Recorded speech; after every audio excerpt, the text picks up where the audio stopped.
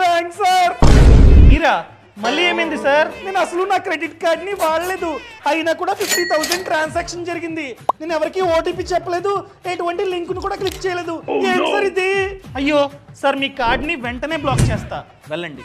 Sir మరి నా 50,000? 50,000 నేను ఎందుకు ఇస్తా? నేనేమో వెళ్ళిపోండి. సార్ మీకు ఆర్బీఐ రూలు తెలియదు అనుకుంటా.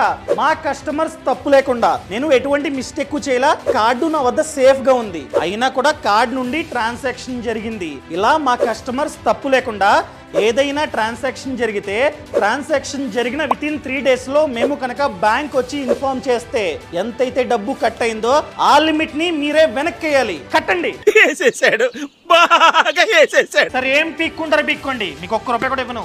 ఆగండి, ఇప్పుడే బ్యాంకింగ్ అంబుడ్స్‌మ్యాన్ లో కంప్లైంట్ ఇస్తా. అమ్మో సార్, కంప్లైంట్ ఇవ్వద్దు, ₹1 కూడా మీరైతే కట్టద్దు, నేనే ఇస్తా, ఓకేనా? సరే సార్.